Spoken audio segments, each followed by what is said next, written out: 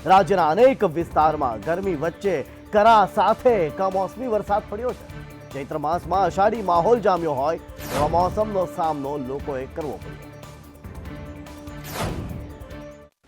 રાજ્યના ઘણા વિસ્તારોમાં માવઠું પડવાની આગાહી હવામાન ખાતા દ્વારા કરવામાં આવી હતી, ત્યારે અચાનક જ ચૈત્ર માસમાં અષાઢી માહોલ જામ્યો હોય તેવા મોસમનો સામનો લોકોએ કરવો પડ્યો હતો। કાળઝાળ ગરમી વચ્ચે દાહોદના લીંબડી પંથકમાં ભારે પવન સાથે વરસાદ પડતા મકાનના પતરા પણ ઉડતા લોકોને નુકસાન થયું, તો મીરાખેડીમાં બરફના કરા સાથે ધોધમાર વરસાદ વરસતા ખેડૂતોની ચિંતામાં વધારો થયો। લીંબડી માર્કેટ યાર્ડમાં અચાનક વરસાદને લઈ વેપારીઓનું અનાજ પલળ્યું, તો છોટાઉદેપુરના કવાંટના નાનાઈ ટોકરી, મોતઘોડા સહિત ગોઝારિયા સહિતના વિસ્તારોમાં વીજળીના કડાકા સાથે વરસાદી ઝાપટા પડ્યા હતા અને કમોસમી વરસાદથી મકાઈ, તુવેરના ઊભા પાકને નુકસાનની ભીતિ સેવાઈ રહી છે। બીજી તરફ બનાસકાંઠા જિલ્લાના દાંતા તાલુકા સહિત યાત્રાધામ, અંબાજી, ભાણપુર અને હડાદ સહિતના ગામમાં કમોસમી વરસાદથી રસ્તાઓ પર પાણી ફરી વળ્યું હતું, તો અમીરગઢ પંથકના વીરપુર, કાનપુર, ડાભેલી, તનપુરામાં કમોસમી વરસાદથી ખેડૂતો ચિંતામાં મુકાયા છે। આ તરફ અરવલ્લીની વાત કરીએ તો ભિલોડા શહેર સહિત પંથકના લીલછા, ભવનાથ સહિતના ગ્રામ્ય વિસ્તારોમાં વરસાદ જોવા મળ્યો। આ સાથે જ મેઘરજ તાલુકાના ગ્રામ્ય વિસ્તાર જીતપુર, તરકવાડા પંથકમાં પણ ધોધમાર વરસાદ પડ્યો હતો। ભર ઉનાળે કેટલાક વિસ્તારમાં ચોમાસા જેવો ઘાટ ઘડાયો છે, ત્યારે માવઠાએ ખેડૂતોની ચિંતામાં વધારો કર્યો છે। એક તરફ રાજ્યમાં કાળઝાળ ગરમી પડી રહી છે, ત્યાં કમોસમી વરસાદની આગાહી હવામાન નિષ્ણાત અમરલાલ પટેલે કરી છે। તારીખ 12 થી 15 ગુજરાતના ભાગોમાં ભિન્ન ભિન્ન ભાગોમાં ગાજવીજ સાથે વરસાદ થવાની શક્યતા રહે છે। 14મી તારીખથી ગાજવીજ વધુ થશે અને ત્યાંની ગતિવિધિ વધશે। આ જે ગતિવિધિ છે એ ઘણી વખત સવારના ભાગમાં અથવા તો બપોર પછીના ભાગમાં થતી હોય છે, પણ ઉલ્લેખનીય છે કે તારીખ 18મીથી પણ બીજું વેક્શન ડિક્શનમાં આવવાની શક્યતા રહે છે।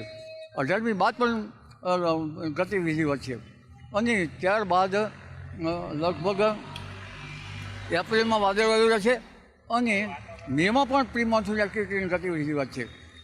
તારીખ 6-7 મે અને 38 ઉપર પણ હવામાનમાં પલટો આવશે અને તારીખ 10-11-12 મેમાં ગરમી, આંધી, વંટોળ, ભારે વંટોળ સાથે ગતિવિધિ વધશે। મેની આખરમાં ગરમી પડશે અને આ અરસામાં બંગાળ ઉપસાગરમાં હવાના હળવા દબાણ ઊભા થશે અને અરબ સાગરમાં પણ જે હલચલ જોવા મળશે, સામાન્ય ચક્રવાત થવાની શક્યતા રહેશે। રાજ્યમાં કાળઝાળ ગરમીનો પ્રકોપ યથાવત છે। કમોસમી વરસાદની આગાહી વચ્ચે 5 શહેરોમાં તાપમાન 41 ડિગ્રીને પાર પહોંચ્યું। રાજ્યમાં કાળઝાળ ગરમીનો પ્રકોપ શરૂ થયો છે, જેમાં 5 શહેરમાં તાપમાન 41 ડિગ્રીને પાર થયું છે। તેમાં રાજકોટમાં સૌથી વધુ 41.7 ડિગ્રી તાપમાન છે। કચ્છમાં હીટવેવની આગાહી કરાઈ છે, તેમજ અમદાવાદમાં 41.5 ડિગ્રી, ગાંધીનગરમાં 41 ડિગ્રી, ભુજમાં 41.5, સુરેન્દ્રનગરમાં 41.5 ડિગ્રી તાપમાન રહ્યું છે। ગુજરાતમાં કાળઝાળ ગરમીની અસરના કારણે છેલ્લા 9 દિવસમાં 1549 લોકો ચક્કર ખાઈને બેભાન થયા છે। આવા દર્દીને સારવાર માટે 108 ઇમરજન્સી એમ્બ્યુલન્સ મારફતે હોસ્પિટલે મોકલવામાં આવ્યા છે। પેટમાં દુખાવો, ઝાડા ઉલટી, બેભાન કે અર્ધ બેભાન થવું, માથાનો દુખાવો સહિતની વિવિધ ગરમીને લગતી બીમારીના ગુજરાતમાં છેલ્લા 9 દિવસમાં 7342 કોલ્સ 108 ઇમરજન્સી સર્વિસને મળ્યા છે। 1 એપ્રિલથી 9 એપ્રિલ સુધીમાં ગરમીને લગતી બીમારીના ગુજરાતમાં 32984 કોલ્સ આવ્યા છે, તેમાંથી 7034 કોલ્સ બેભાન થવાના છે। રાજ્યમાં ઠેક ઠેકાણે પરસોત્તમ રૂપાલાની ઉમેદવારીનો વિરોધ થઈ રહ્યો છે, તેવામાં આજે રાજકોટમાં પરસોત્તમ રૂપાલાએ ડોર ટુ ડોર પ્રચાર કર્યો। રાજકોટ લોકસભા બેઠકના ભાજપના ઉમેદવાર પુરુષોત્તમ રૂપાલાએ રણછોડદાસ આશ્રમના દર્શન કરીને ડોર ટુ ડોર પ્રચાર કર્યો હતો। દર્શન કરીને રૂપાલાએ સાધુ સંતોના આશીર્વાદ મેળવ્યા હતા। રૂપાલા સાથે ચૂંટણી પ્રચારમાં અનેક કાર્યકરો જોડાયા હતા। ગુજરાતમાં આ લોકસભાની જબરદસ્ત તૈયારીઓ ચાલી રહી છે। ભાજપ અને કોંગ્રેસ ચૂંટણી મેદાનમાં છે। રૂપાલા 16 તારીખે ઉમેદવારી ફોર્મ ભરવાના છે। રાજકોટમાં પુરુષોત્તમ રૂપાલા ક્ષત્રિયોના વિવાદની વચ્ચે ડોર ટુ ડોર પ્રચાર માટે નીકળ્યા હતા અને લોકોએ ઉત્સાહભેર તેમનું સ્વાગત પણ કર્યું હતું। આ ડોર ટુ ડોર પ્રચાર કરવામાં ચાલી રહ્યો છે અને ખૂબ ઉત્સાહપૂર્વક વાતાવરણ છે. ઘરે ઘરેથી બધા દોડીને હાર પહેરાવે છે. ખૂબ આનંદ છે અને વન વે છે. અબકી બાર 400 પાર. જબરદસ્ત માહોલ, રાજકોટની જનતાનો પ્રેમ રોડ ઉપર દેખાઈ રહ્યો છે. લોકો ઉત્સાહથી રૂપાલાજીને ઉમેદવારને વધાવી રહ્યા છે અને નરેન્દ્રભાઈ મોદી માટેનું સમર્થન આજે રાજકોટની બજારમાં દેખાઈ રહ્યું છે. કોંગ્રેસના પૂર્વ નેતા રોહન ગુપ્તાએ ભાજપનો ખેસ પહેરી લીધો. દિલ્હીના ભાજપ મુખ્યાલય ખાતે તેઓ ભાજપમાં જોડાયા. અનેક વિવાદો બાદ તેમણે કોંગ્રેસમાંથી રાજીનામું આપ્યું. કોંગ્રેસના નેતા રોહન ગુપ્તા કોંગ્રેસમાંથી રાજીનામું આપીને ભાજપમાં જોડાયા છે. તેમના પિતાની નાદુરસ્ત તબિયતના કારણે તેમણે રાજીનામું આપ્યું હોવાનું કારણ સામે આવ્યું હતું. રોહન ગુપ્તા એઆઈસીસીના આઈટી સેલના ચેરમેન રહી ચૂક્યા છે. કોંગ્રેસમાંથી રાજીનામા બાદ રોહન ગુપ્તા પર કોંગ્રેસે અનેક આરોપ લગાવ્યા હતા. આ પહેલા કોંગ્રેસના નેતા હેમાંગ રાવલે રોહન ગુપ્તા પર પક્ષ વિરોધી પ્રવૃત્તિનો આરોપ લગાવ્યો હતો. ઉપરાંત રોહન ગુપ્તા પહેલાથી જ ભાજપના સંપર્કમાં હોવાનો આરોપ તેઓ લગાવી ચૂક્યા છે. નોંધનીય છે કે રોહન ગુપ્તા દિલ્હીમાં ભાજપના મુખ્ય કાર્યાલયમાં પહોંચ્યા હતા અને ત્યાં તેમણે કેસરિયા કર્યા હતા. હેમાંગ રાવલે આ અંગે કહ્યું કે રોહન ગુપ્તા કોંગ્રેસ માટે ક્યારેય વફાદાર ન હતા. તેઓ પક્ષની માહિતી લીક કરતા હતા. રોહન ગુપ્તા માત્ર વેપારી અને ધંધાર્થી નેતા છે. ઉલ્લેખનીય છે કે 21મી માર્ચે રોહન ગુપ્તાએ કોંગ્રેસમાંથી રાજીનામું આપ્યું હતું. આ સમયે તેમણે પિતાની નાદુરસ્ત તબિયતનું કારણ દર્શાવ્યું હતું. રોહન ગુપ્તાએ કહ્યું કે મારા અને મારા પરિવાર માટે કપરો કાળ છે. ગેનીબેન ઠાકોર ચૂંટણી જીતવા ભુવાજીના શરણે આવ્યા છે, જેમાં ભુવાજીને નાળિયેર ઘર તરફ ફેંકવા તેમણે આહવાન કર્યું છે. ગેનીબેન ઠાકોર આક્રમક પ્રચાર કરી રહ્યા છે. લોકોને તેઓ મળી રહ્યા છે અને તેમને મત આપવા અપીલ કરી રહ્યા છે. તેવામાં એક ભુવાજીની શરણે ગયેલા ગેનીબેન જોવા મળ્યા અને તેમના વતી નાળિયેર ઘર તરફ ફેંકવા ગેનીબેને કહ્યું હતું. તેમજ ગેનીબેન ઠાકોરે જણાવ્યું હતું કે ઘરના ભુવા હો તો નાળિયેર ઘર તરફ ફેંકજો. ધૂળતા ધૂળતા નાળિયેરને ઘર તરફ ફેંકજો. દિયોદરના શાલપુરા ખાતે માતાજીની રમેલમાં આ નિવેદન તેમણે આપ્યું છે. ગઈકાલે કોંગ્રેસના ઉમેદવાર ગેનીબેન ઠાકોરે પ્રથમ વખત હરીફ ઉમેદવાર રેખાબેન પર નિશાન સાધ્યું હતું, જેમાં સગાઈ કરવાનું ઉદાહરણ આપીને નિશાન સાધ્યું હતું. તેમાં ગેનીબેન ઠાકોરે જણાવ્યું કે સામેવાળા પીએમના નામે વોટ માંગે છે. આ ઉપરાંત તેમણે કહ્યું કે સગાઈ કરવાની હોય તો પહેલો મુહૂર્ત્યો જોવાય. મુહૂર્ત્યને બાપને જોઈને સગાઈ ન થાય. આ ઉપરાંત ગઢ ગામમાં રાત્રિ સભામાં ગેનીબેન ઠાકોરે કહ્યું કે બનાસકાંઠામાં ભાજપની જીત મુશ્કેલ છે. આ સાથે તેમણે કહ્યું વડગામના મતદારો પાલનપુર લવાઈ રહ્યા છે અને રાધનપુરથી મતદારોને ભાભર લઈ રવાઈ રહ્યા છે. લોકસભા ચૂંટણી માટે ઉમેદવારી ફોર્મ ભરવાની પ્રક્રિયા આવતીકાલથી શરૂ થશે. તેવામાં આગામી સમયમાં રાજ્યના ઉમેદવારો પણ ઉમેદવારી ફોર્મ ભરશે. આવતીકાલથી ઉમેદવારી ફોર્મ ભરવાની પ્રક્રિયા શરૂ થનાર છે. તેવામાં રાજ્યની 26 બેઠકોના ઉમેદવારો પણ ફોર્મ ભરવાની શરૂઆત કરશે, જેમાં 19 એપ્રિલે અમિત શાહ ભરશે ઉમેદવારી પત્ર, જેની પહેલા તેઓ એક જંગી રેલીમાં પણ જોડાશે. આ ઉપરાંત 18 એપ્રિલે CR પાટીલ નવસારીથી ફોર્મ ભરશે, જ્યારે 15મી એપ્રિલે મનસુખ માંડવિયા પોરબંદરથી ફોર્મ ભરશે. તે જ દિવસે 15મી એપ્રિલે સુરેન્દ્રનગરથી ચંદુ શિહોરા પણ ફોર્મ ભરશે, જ્યારે આ દિવસ એટલે કે 15 એપ્રિલે અમદાવાદ પૂર્વથી હસમુખ પટેલ ફોર્મ ભરશે. આ ઉપરાંત 16મી એપ્રિલે રાજકોટથી પુરુષોત્તમ રૂપાલા પણ ફોર્મ ભરવાના છે. ક્ષત્રિયોના વિવાદ વચ્ચે રૂપાલાએ પૂરજોશમાં પ્રચાર પ્રસાર પણ શરૂ કર્યો છે. 16 એપ્રિલે પાટણથી ભરતસિંહ ડાભી ઉમેદવારી પત્ર ભરશે, જ્યારે 16મી એપ્રિલે જ ભાવનગરથી નીમુબેન બાંભણિયા ફોર્મ ભરશે. 16 એપ્રિલે બનાસકાંઠાથી રેખાબેન ચૌધરી પણ ભરશે ફોર્મ. આ દિવસે 16મી એપ્રિલે સાબરકાંઠાથી શોભના બારૈયા પણ ફોર્મ ભરશે, તો 16મી એપ્રિલે જ અમદાવાદ પશ્ચિમથી દિનેશ મકવાણા પણ ફોર્મ ભરશે, જ્યારે 16 એપ્રિલે કચ્છથી વિનોદ ચાવડા ફોર્મ ભરશે. ગુજરાતના 26 ભાજપી સાંસદોને કેન્દ્ર સરકાર અને ગુજરાત સરકારના કારણે રૂપિયા 222 કરોડની જંગી ગ્રાન્ટનું નુકસાન ગયું છે. જો આ રકમ સાંસદોને મળી હોત તો આટલી રકમના વિકાસ કાર્યોનો લાભ રાજ્યવાસીઓને મળી શક્યો હોત. રાજ્યના સાંસદોને પ્રતિવર્ષ 5 કરોડની ગ્રાન્ટ તેમના વિસ્તારના વિકાસ કાર્યો માટે કેન્દ્ર સરકાર દ્વારા ફાળવવામાં આવે છે. વર્ષ મે 2019થી મે 2024 સુધીના 5 વર્ષમાં પ્રત્યેક સાંસદને 25 કરોડની ગ્રાન્ટ મળવાપાત્ર થાય. પરંતુ 2020-21ના વર્ષમાં કોરોનાના કારણે કોઈ ગ્રાન્ટ અપાઈ નહીં અને 2021-22માં કોરોનાના લીધે 5 કરોડના બદલે 2 કરોડની ગ્રાન્ટ અપાઈ. આના કારણે રાજ્યના પ્રત્યેક સાંસદને છેલ્લા 5 વર્ષમાં 17 કરોડની ગ્રાન્ટ મળવાપાત્ર થઈ. પરંતુ 2023-24માં કેન્દ્ર સરકારે કોઈ પણ ગ્રાન્ટ તરીકે ફાળવી જ નથી, એટલે સાંસદોને છેલ્લા વર્ષની ગ્રાન્ટનું નુકસાન થયું. પરિણામે પ્રત્યેક સાંસદને 12 કરોડની ગ્રાન્ટ મળવા માટે ઉપલબ્ધ હતી. આમાં પણ કેન્દ્ર સરકારે 18 સાંસદોને 2022-23ની ગ્રાન્ટના હપ્તા ચૂકવ્યા નથી. કેન્દ્ર સરકાર સાંસદોને ઓછી ગ્રાન્ટ ફાળવવા બદલ દોષનો ટોપલો ગુજરાત સરકાર ઉપર ઢોળી રહી છે. ટૂંકમાં પ્રત્યેક સાંસદોને 17 કરોડ લેખે મળવાપાત્ર ગ્રાન્ટ 442 કરોડ હતી, પરંતુ 220 કરોડ જ કેન્દ્ર સરકારે રિલીઝ કર્યા. એટલે સાંસદોને અને એમના થકી રાજ્યની પ્રજાને 220 કરોડની સમયસર ગ્રાન્ટનું નુકસાન ભોગવવાનો વારો આવ્યો છે.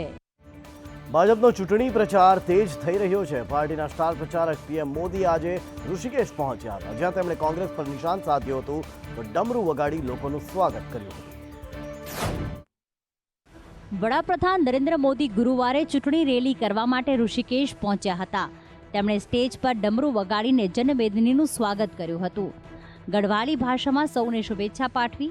વડાપ્રધાન મોદીએ કહ્યું કે જ્યારે પણ દેશમાં નબળી સરકારો હતી ત્યારે દુશ્મનોએ ફાયદો ઉઠાવ્યો અને આતંકવાદ ફેલાવ્યો. આજે એક મજબૂત સરકાર ઘરમાં ઘૂસીને આતંકવાદીઓને મારી નાખે છે. પીએમએ કહ્યું, હું તમારા આશીર્વાદ લેવા ગંગાના કિનારેથી આવ્યો છું. જ્યારે પણ હું ઉત્તરાખંડ આવું છું ત્યારે હું મારી જૂની યાદોને તાજી કરું છું. તમિલનાડુના લોકો પણ કહી રહ્યા છે કે ફરી એકવાર મોદી સરકાર. આજે હું બાબા કેદારની જમીન પર છું. અહીં પણ લોકો કહી રહ્યા છે કે ફરી એકવાર મોદી સરકાર. અહીંયા પીએમ કોંગ્રેસની સરકાર પર પ્રહાર કરવાનું પણ ચૂક્યા ન હતા. પીએમએ કહ્યું, લોકો મારા વિરુદ્ધ કંઈ પણ બોલી રહ્યા છે. જ્યારે હું કહું છું કે ભ્રષ્ટાચાર દૂર કરો તો વિપક્ષીઓ કહે છે કે ભ્રષ્ટાચાર કરો. પીએમએ વધુમાં કહ્યું કે તમે મને સાથ આપો, હું દેશમાંથી ભ્રષ્ટાચાર સાફ કરીશ. કોંગ્રેસ પરિવાર સાથે ચાલે છે અને મારો પરિવાર દેશ છે. લોકસભાની ચૂંટણીને લઈ સટ્ટા બજારમાં કરોડો રૂપિયાના સટ્ટા લાગ્યા છે. સટ્ટા બજાર ફરી એક વખત એનડીએને બહુમતી આપી રહ્યું છે. એકલા ભાજપને 316 થી 319 સીટ સટ્ટા બજાર આપી રહી છે. તેમાં કોંગ્રેસ 44 થી 47 સીટ પર સમેટાઈ જતી હોવાનું સટ્ટા બજારમાં અનુમાન છે. તેમજ ગુજરાતમાં 26માંથી 26 બેઠકો ભાજપને મળે તેવું સટ્ટા બજારનું અનુમાન છે. રાજકોટમાં લોકસભાની ચૂંટણીને લઈને સટ્ટા બજારમાં કરોડોના સટ્ટા લાગ્યા છે. લોકસભા ચૂંટણીની તારીખો નજીક આવી રહી છે અને પ્રથમ તબક્કાનું મતદાન 19મી એપ્રિલે થવાનું છે. ત્યારે સટ્ટા બજાર પણ હાર જીતના ખેલ પડવા માટે સજ્જ થઈ ગયું છે. ગુજરાતમાં વર્તમાન સ્થિતિએ પણ ભાજપ તમામ 26 સીટ જીતશે તેવું સટ્ટા બજારનું અનુમાન છે. ગુજરાતમાં તારીખ 7 મે સહિત કુલ 7 તબક્કામાં મતદાને પછી 4 જૂનના રોજ ગણતરી થાય તે પહેલા ચૂંટણી સટ્ટામાં આઈપીએલથી વધુ રકમની ઉથલપાથલ થવાનું સટ્ટા બજારનું અનુમાન છે. નોંધપાત્ર બાબત એ છે કે હાલમાં તો બુકી બજાર ભાજપ એકલા હાથે 319 સીટો જીતશે તેમ માને છે. શરૂઆતમાં ભાજપને કુલ 333 સીટનો અંદાજ વ્યક્ત કરતી બુકી બજારે હાલમાં ભાજપની કુલ સીટો ઘટાડીને 319 કરી છે. રાજ્યનું સૌથી મોટું બજેટ ધરાવતી એએમસીનો દીવાથળે અંધારા જેવો ઘાટ સર્જાયો. સાબરમતી બાદ હવે ખારી નદી પણ પ્રદૂષિત થયાનું સામે આવ્યું છે અને તેનું કારણ છે તેમાં છોડાતું પ્રદૂષિત પાણી. સાબરમતી નદી બાદ હવે ખારી નદી પણ કેમિકલયુક્ત તથા ડ્રેનેજનું પાણી ઠાલવવામાં આવતા પ્રદૂષિત બની ગઈ છે. મ્યુનિસિપલ કોર્પોરેશન દ્વારા સીલ કરવામાં આવેલી પાઇપલાઇન તોડીને કેમિકલયુક્ત અને ડ્રેનેજનું પાણી સિંચાઈ કેનાલમાં છોડવામાં આવતું હોવાથી ખેડૂતો આવા પાણીથી ખેતી કરવા મજબૂર બન્યા છે. 6 એપ્રિલ 2024ના આ બાબતે ગુજરાત પોલ્યુશન કંટ્રોલ બોર્ડ દ્વારા મ્યુનિસિપલ કોર્પોરેશન ઉપરાંત પોલીસને લેખિત જાણ કરાઈ છે. આમ છતાં કોઈ નક્કર કાર્યવાહી કરવામાં આવી નથી. એવામાં આવા ગંદા પાણીથી રોગચાળો ફેલાવાની ભીતિ સેવાઈ રહી છે. તો આ ખારી નદીને પ્રદૂષિત થતી અટકાવવા મામલે ગુજરાત પોલ્યુશન કંટ્રોલ બોર્ડ ઉપરાંત અમદાવાદ મ્યુનિસિપલ કોર્પોરેશન અને પોલીસ ત્રણેય એકબીજાને ખો આપી રહ્યા છે.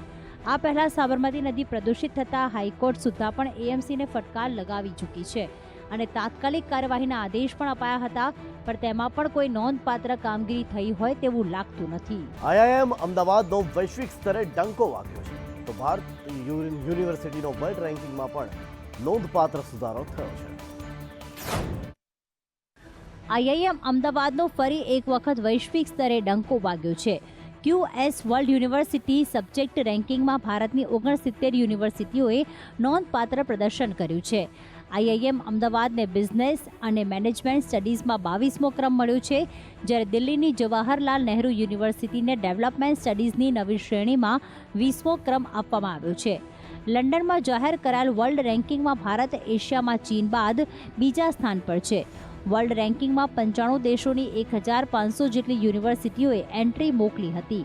ગયા વર્ષની 355 એન્ટ્રીઓની સરખામણી આ વખતે 19.4નો સુધારો થયો છે. ભારતીય યુનિવર્સિટીઓએ computer science, chemistry, biological science, business studies અને ફિઝિકલ એમ 5 વિષયોમાં શ્રેષ્ઠ પ્રદર્શન કર્યું છે. આ ઉપરાંત આંતરરાષ્ટ્રીય સંશોધન નેટવર્ક ઇન્ડેક્સમાં 100% વૃદ્ધિ જોવા મળી છે, જે વોલ્યુમ અને વિવિધતા અથવા સંશોધન ભાગીદારીને માપે છે. એટલે કે આંતરરાષ્ટ્રીય સંશોધનના મામલામાં પણ ભારત પોતાની ભાગીદારી વધારી રહ્યું છે. પાકિસ્તાનના પૂર્વ પ્રધાનમંત્રી જેલમાં છે અને ત્યાંથી તેઓએ સંદેશ મોકલ્યો છે અને પાકિસ્તાનને લઈ અનેક રજૂઆતો પણ કરી છે. અદિયાલા જેલમાં કેદ પાકિસ્તાનના પૂર્વ વડાપ્રધાને દેશને સંદેશ આપ્યો છે.